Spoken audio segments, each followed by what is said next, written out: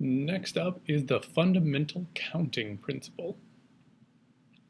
So for this one, we're going to start with what do we do to calculate the probability of a compound event? The way to do that is to find the probability of each event and multiply them together. And we talked about this a little bit in class. But basically think of it as piece by piece, what's happening in each one of those, and then what are each of their probabilities. So here, what's the probability of flipping heads on a coin? Well, there are two possibilities on a coin, and flipping heads is 1 out of 2. And what's the probability of rolling a 5 on a standard 6-sided die? Well, there's only one way to get a 5 out of 6 possibilities. So if we were to multiply those two together, 1 times 1 is 1, 2 times 6 is 12. So there's a 1/12 probability of flipping heads and rolling a 5 at the same time. Next one, you have a bag of tiles numbered 1 through 10. What's the probability of drawing a 6, and then putting the tile back into the bag, and then drawing an 8?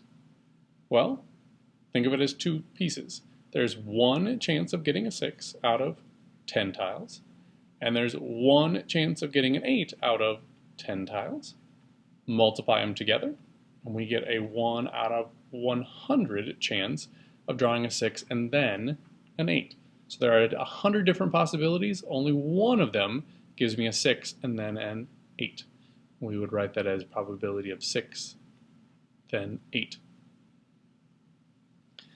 So how about this one?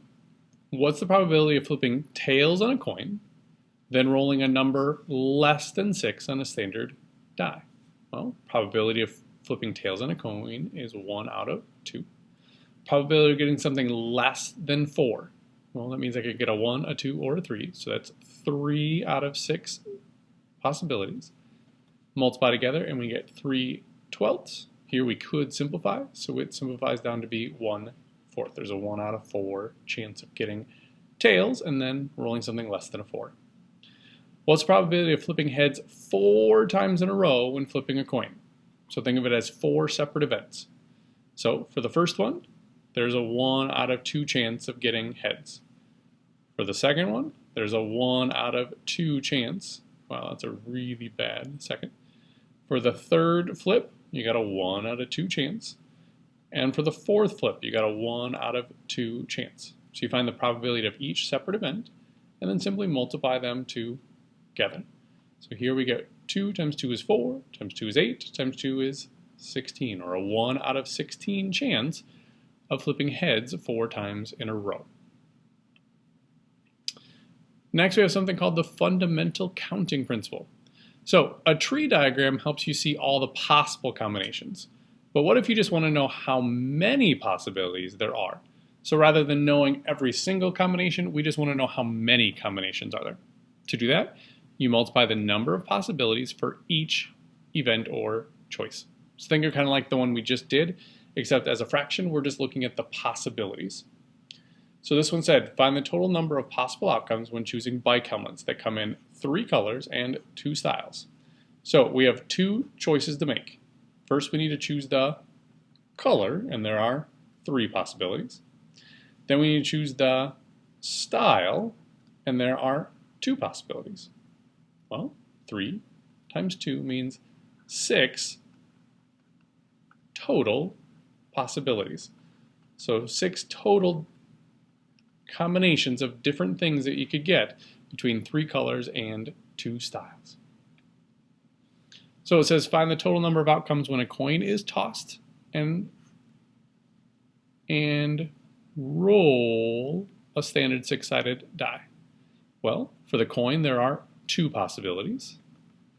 For the die there are 6 possibilities. 2 times 6 is 12 possibilities. Getting really good at spelling possibilities.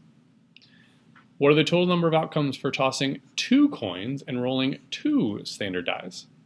So for coin 1, we've got 2 possibilities.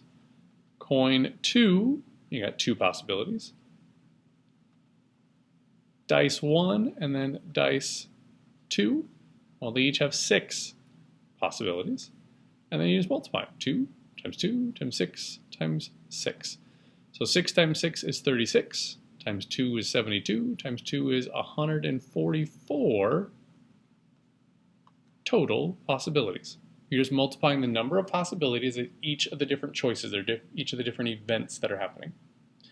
So it says, what's the total number of outcomes if you're choosing 3 colors, 4 sizes, and 2 types of material for a new shirt? Well, we have 3 choices of color. We have, sorry about that. We have, for size, we have 4, and for type, we have 2. So we just multiply each of those possibilities together. 3 times 4 is 12, times 2 is 24 possibilities. It's as simple as just multiplying each number of possibilities for each of the different events and multiplying them all together. All right.